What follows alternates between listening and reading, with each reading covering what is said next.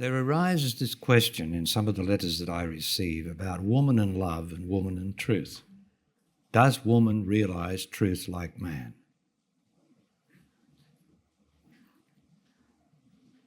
Well, she doesn't, because she's a different creature to man. She doesn't realise it like man. But what she realises more and more is that she is love. And love is the same as truth. And the more that she realises she is love, indeed, the more she realises truth, because truth is love. But in existence here, there is only love. There's no truth here in existence. But the more that she realises being love in existence, which she is anyway in existence, the more she realises truth, which is outside existence. Sometimes she can, like a woman who has not realised the love that she is, she can realise truth. But the idea is that that truth is not really balanced, because she could not speak about love between man and woman if she's only realised truth. So the idea is to have a wholehearted, complete realisation of love here in existence and truth out of existence. And woman does that by being what she is, which is love. In that she has to be wise. She has to be wise in existence because she is love. Love never ceases tiring of loving.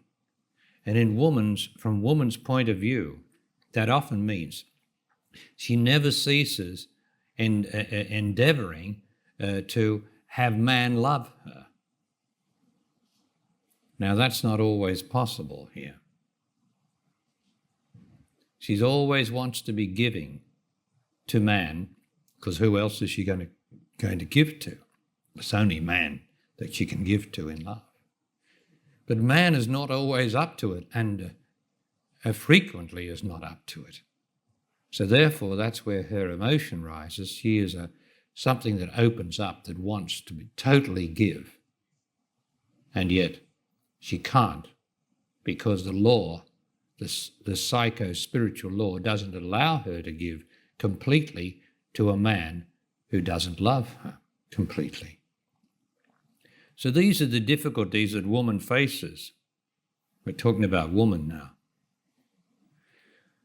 So she has to contain her love as much as possible, knowing that her consciousness, which is what I'm talking about in here, here's the body, there's life, there's consciousness. Her consciousness, which is what is running the whole show, knows as woman her desire is to give and to open.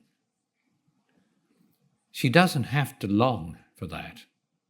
But like life's one desire is to live in form. So her one desire is to love and be loved. Whereas that's not man's only desire. He wants to do, and he wants to know. Like the scientist, he wants to know things. Whereas woman, really, as woman, does not want to know anything really except I am loved.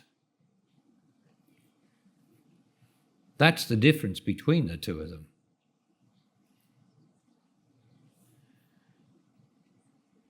What she has to know really is that she is loved by this divine principle, which is her own consciousness, which is God.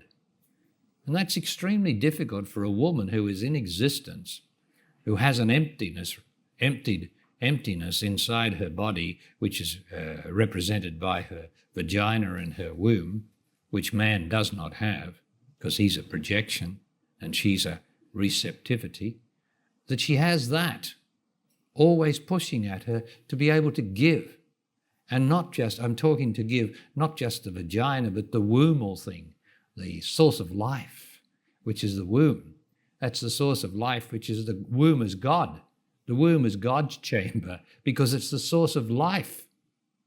Comes into existence through woman's womb. Man is simply the means. Woman carries this piece of life in her body for 9 months, lives with it. It's so much a part of her. And so she often wants to settle for a child, which is her love, because it comes out of her womb, which is the womb of life, and it comes down through her vagina and comes into existence. It is like her love. But it's not really her love. It's not really. The child is not really her love. Her love is the God, the love inside of her. And so woman has a very hard time here because man's always got something to do, always got something to want to find out. And she doesn't.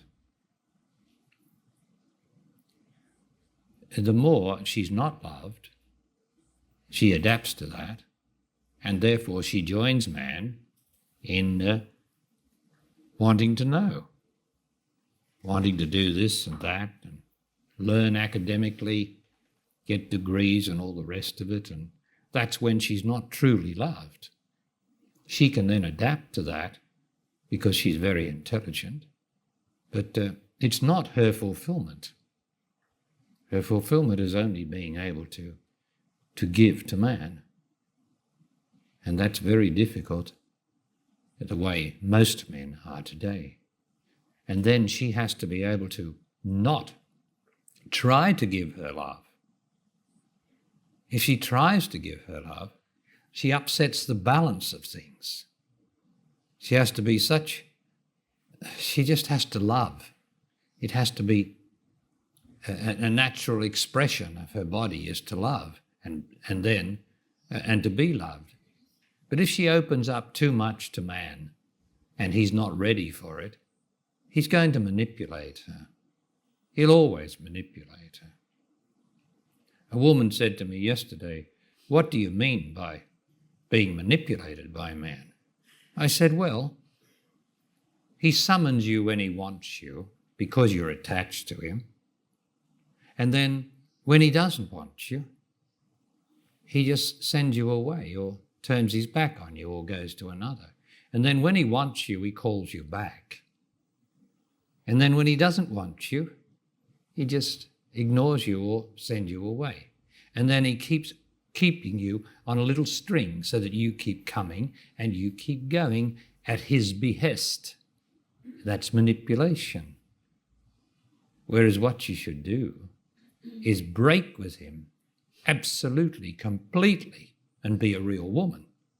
Because if you're being manipulated by a man, you are going to be emotional. You won't be able to put your finger on it. You might say, oh, well, I've always been like this. And I've always been like this, more or less.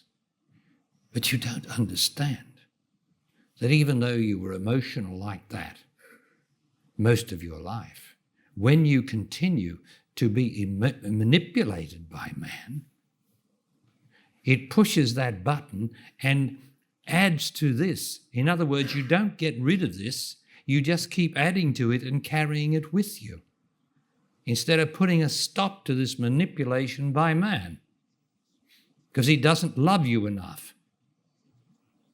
But because she's afraid that she'll never find another man who'll just love her anyway part-time or want to be friends with her, that's the biggest thing. The worst thing ever is a woman who wants you to be friends with her, or a man who wants the woman to be friends with him. That is the worst bit of chicanery or trickery or not rightness.